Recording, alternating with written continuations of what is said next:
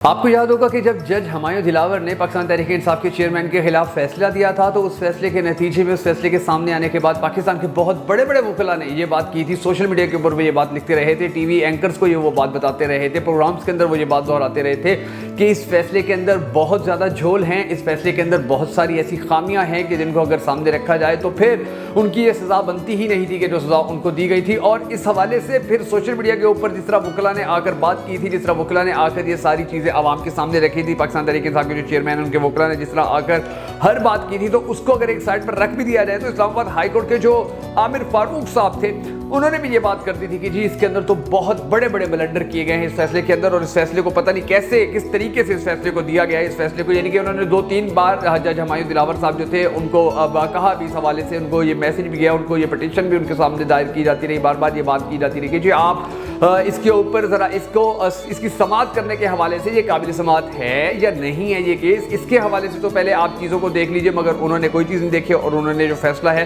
وہ کر دیا۔ اب اس کیس کا جو رزلٹ ہے اب تک کا سامنے وہ کیا آیا، وہ یہ آیا کہ اس کے اندر پاکستان تحریک انصاف کے چیئرمین کی جو ضمانت ہے وہ ہو چکی ہے، یعنی کہ اس کے اندر سے ان کی ضمانت ہو چکی ہے اور وہ اس کیس کے اندر بالکل اس وقت ضمانت پر ہے۔ لیکن دوسری طرف جو سائفر کیس تھا، اب جب سائفر کیس آیا تو اس کے اندر جو پاکستان تحریک انصاف کے چیئرمین تھے ان کو جوڈیشل بھی کر دیا گیا، ان کے اوپر گرفتاری بھی ڈال دی گئی اور ان کے وکلاء کو اس بات کا پتہ تک بھنک تک نہیں پڑنے دی کہ جو ان کے اوپر ان کو جوڈیشل کر دیا گیا اس کیس کے اندر۔ جیل میں وہ پہلے تھے لیکن اس کیس کے اندر ان کو جیل بھی بھیج دیا گیا ہے، اس کیس کے اندر جو ان کی گرفتاری ہے وہ بھی ڈال دی گئی ہے۔ اور پھر جو ابو الحسنات صاحب تھے انہوں نے اپنے بارے میں یہ بات بڑی زبردست، انہوں نے کئی مرتبہ یہ کہا تھا، انہوں نے کہا تھا جی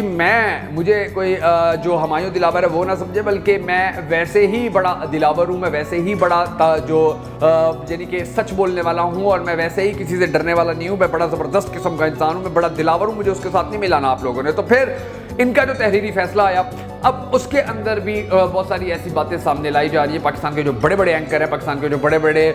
وکلاء ہیں وہ اس حوالے سے بات کر رہے ہیں، وہ اس حوالے سے بتا رہے ہیں کہ بہت بڑے بڑے بلنڈر ہیں، اس کے اندر بھی بہت بڑے بڑے جھول ہیں، اس کے اندر کچھ ایسی چیزیں ہیں کہ جو کسی صورت جن کے آج تک سامنے دیکھنے میں نہیں آئی تھی، کچھ ایسی غلطیاں ایسی خامیاں ہیں کہ جن کو سامنے رکھا جائے تو بہت ساری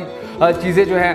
وہ ساری خراب ہو سکتی ہے۔ اور دلچسپ بات یہ ہے کہ ان کا جو ریٹن فیصلہ ہے جو ساری زندگی اب تبدیل نہیں ہو پائے گا شاید، یا اس کو تبدیل کرنے کے حوالے سے بہت بڑے پیمانے پر کام کرنا پڑے گا، تو اس کی جو ورڈک ہے اس ورڈک کے اندر بہت سی چیزیں ایسی ہے کہ جو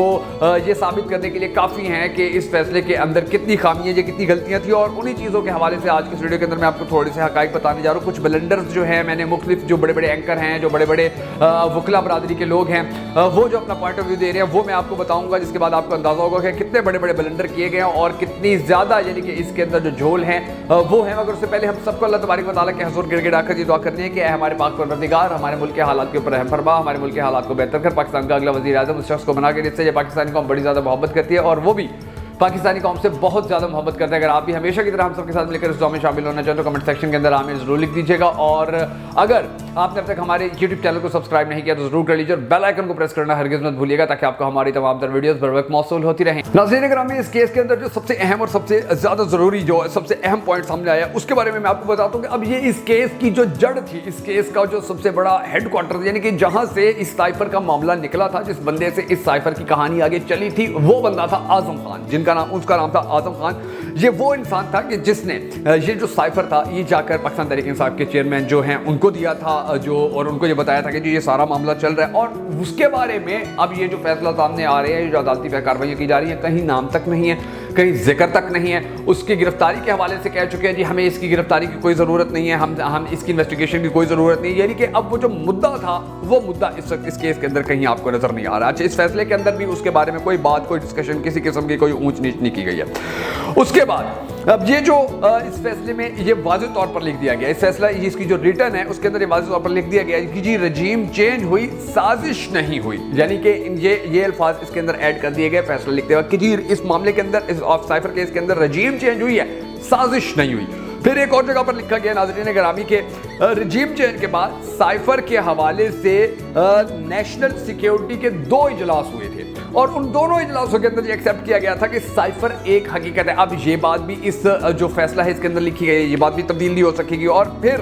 اس کے اندر جو سب سے زیادہ اہم اور سب سے زیادہ یعنی کہ اہم تو نہیں کہہ سکتے لیکن ایک بات ایسی ہے کہ جو بہت زیادہ نوٹ کی جا رہی ہے، جس کے اوپر پاکستان کے بڑے بڑے صحافی بات کر رہے ہیں، اور وہ یہ کہہ رہے ہیں کہ جی یہ اس فیصلے کے اندر جو انگریزی لکھی گئی ہے وہ بہت ہی زیادہ غلط لکھی گئی ہے. مطلب بہت بڑے بڑے ورڈز ایسے تھے کہ جن کا مطلب ہی چینج ہو جاتا ہے انگریزی کے اندر، اس کے اسپیلنگ جب ان لوگوں نے چینج کر دی تو اس کے اندر بھی بہت بڑی بڑی فاش غلطیاں کی گئی اور یہ سب کچھ کیا گیا ہے. اور پھر اس کے بعد اس فیصلے کے حوالے سے جو عوامی رد عمل ہے اس کے اوپر بھی پاکستان کے بڑے بڑے صحافی یہ بات کرتے نظر آ رہے ہیں کہ یہ رد عمل بڑا زیادہ یعنی کہ پاکستانی عوام نے اس کے حوالے سے بہت زیادہ دکھ کا اظہار کیا. وہ کہہ رہے ہیں کہ یہ کیسا فیصلہ آیا ہے، یا اس فیصلے کے حوالے سے وہ یہ کہہ رہے ہیں کہ یہ ٹھیک نہیں آیا، یا وہ اس کو ایکسیپٹ کرنے کے حوالے سے کہہ رہے ہیں کہ یہ فیصلہ ایسا ہی ہے کہ جیسے آج تک فیصلے آ رہے ہیں جب سے پاکستان تحریک انصاف کی حکومت گئی ہے، اور اس کے بعد یہ کوئی انہونی یا کوئی انوکھی بات یعنی کہ یہ ہے نہیں. اس سے پہلے بھی بہت ایسے عجیب و غریب فیصلے آتے رہے ہیں کہ جن کے اوپر پاکستانی عوام جو ہے وہ سوچتی رہ جاتی ہے کہ یہ فیصلے آخر آ کہاں سے رہے ہیں، ان فیصلوں کا آخر کس طرح سے اب پاکستان کے اوپر اثر پڑنے جا رہا ہے. تو یہ تمام تر وہ جو حالات اور معاملات ہیں، اب ان تمام حالات و معاملات کے اندر جو سب سے اہم بات ہے وہ یہ ہے کہ ایک جانب ہماری جو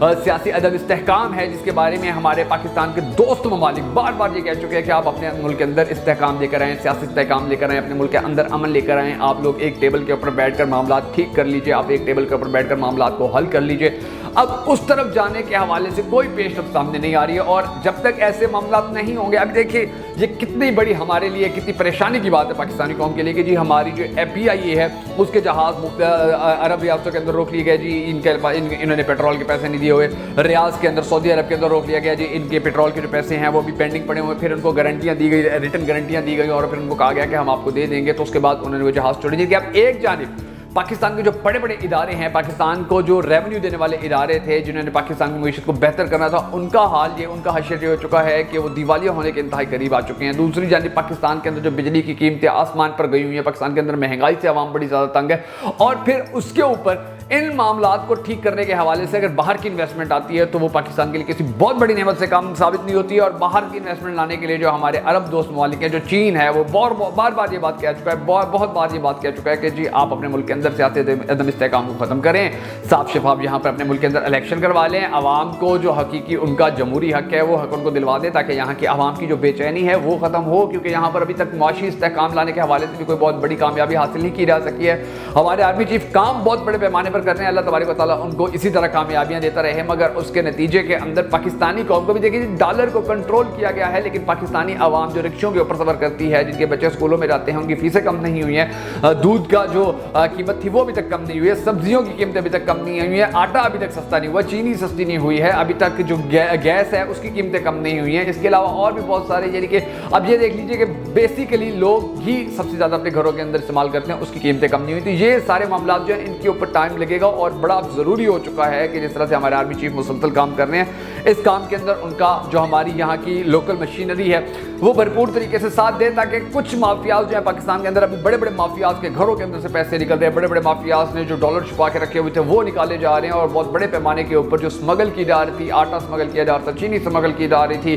گندم اسمگل کی جا رہی تھی، پاکستان سے ڈالر اسمگل کیے جا رہے تھے. اب ان کا جو راستہ روکا گیا تو اس کے فوائد ضرور پاکستانیوں کو مل رہے ہیں، مگر اس کا ہرگز مطلب یہ نہیں ہے کہ پاکستان دنوں کے اندر معاشی طور پر اتنا مضبوط ہو جائے گا کہ پھر یہاں پر جو معاملات ہیں وہ بھی ٹھیک ہو جائیں گے، عوام کی جو مہنگائی ہے اس سے بھی جان چھوٹ جائے گی. تو اس کا سب سے بہترین حل یہی ہے کہ اس ملک کے اندر جیسے ہی